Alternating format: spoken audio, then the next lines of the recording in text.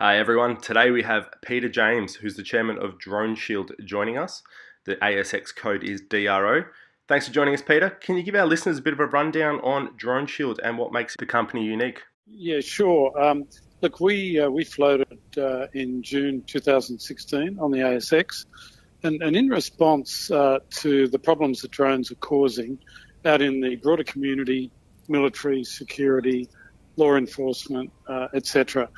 Drones are everywhere these days, Philip, and typically they're used for good purpose, but more and more we're seeing that they're used for nefarious and bad purpose. And military, you've only got to Google, any of your readers, listeners, Google ISIS, ISIL, Mosul and drones, and you'll see what I mean.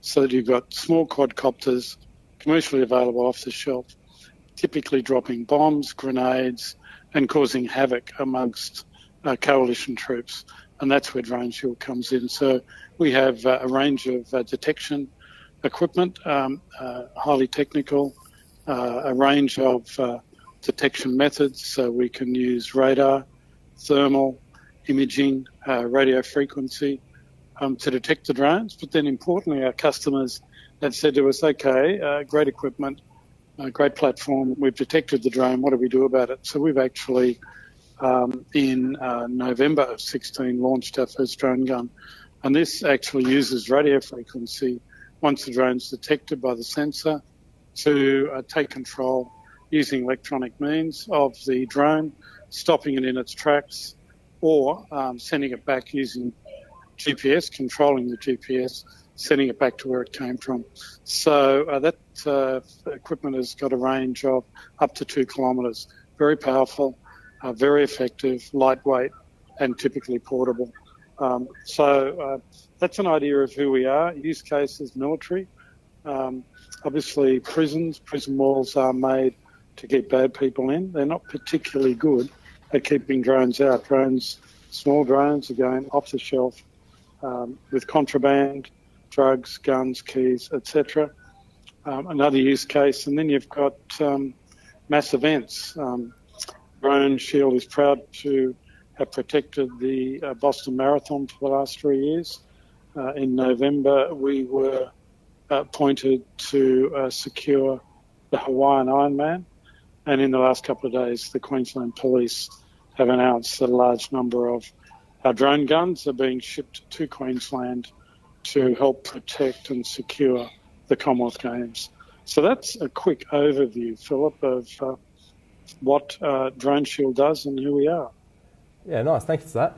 And anything to read into? I saw a picture the other day of the French president. Is he still the president? I'm not sure. Macron holding the... Is there anything to read into that? Well, look, it's certainly exciting. I think what we need to understand is that's part of a journey. Those sorts of activities don't happen overnight. So we've been in detailed conversation with various NATO forces, NATO militaries, and particularly the French. And we announced a report from the French that gave us the all clear, a tick, for the technical specification of our drone gun. And we announced that last June. But working closely with NATO and the French, they required, being NATO, some particular modifications. And we released a drone gun tactical, we call it. It's lightweight, it's very portable, it doesn't have a backpack, it's fully self-contained. And we released that in January, and the French military were very excited about that because it had been developed by our tech teams in close consultation with them.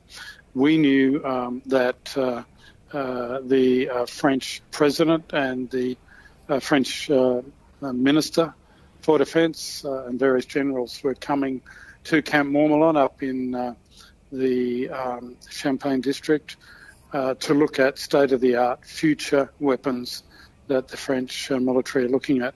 And as I said, the Special Forces were particularly excited by our drone gun. And then lo and behold, the next thing we knew, we were getting reports of Emmanuel Macron, President Macron, and the photograph you'll see some pretty interesting and exciting generals with him holding DroneShield's drone gun.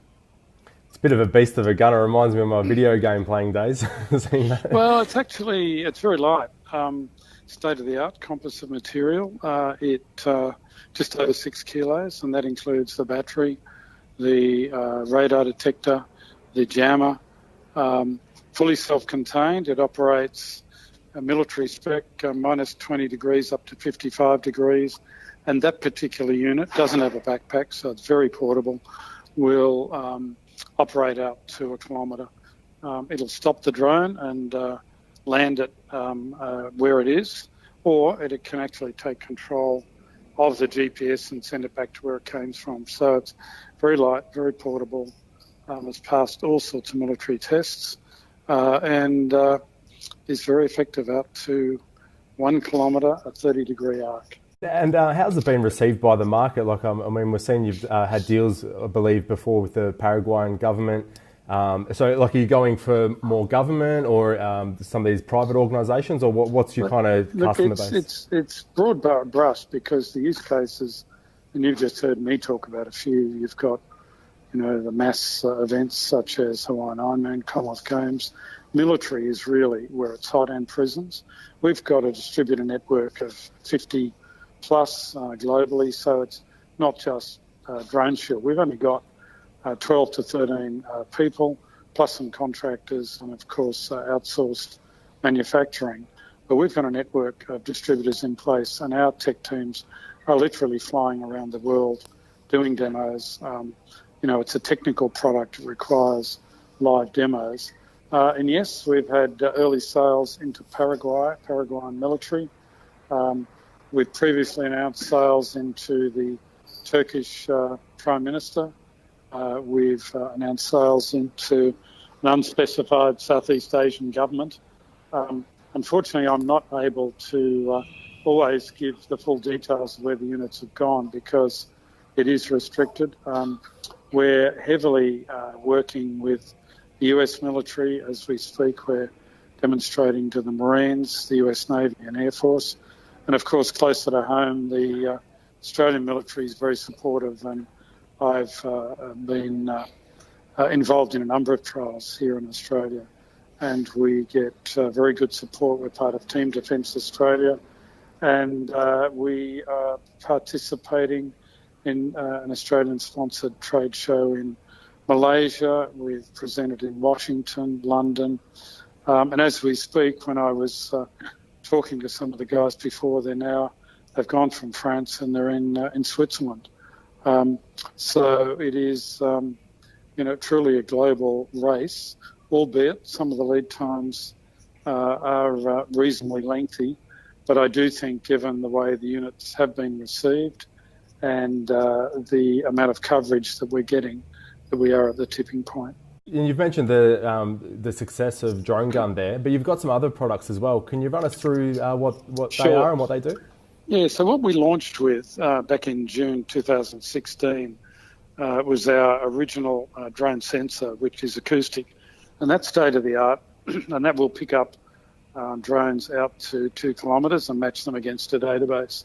But again, based on field trials and feedback, we've actually added a whole range of other sensors to that: radio frequency, radar, thermal, and camera, as well as the acoustics. So they're fully integrated, and we've just sold a number of units into Holland to be a demonstration hub for NATO. We can integrate our drone gun in with that, so that you've actually got a 360 degrees protection mechanism that just operates automatically without user or operator involvement.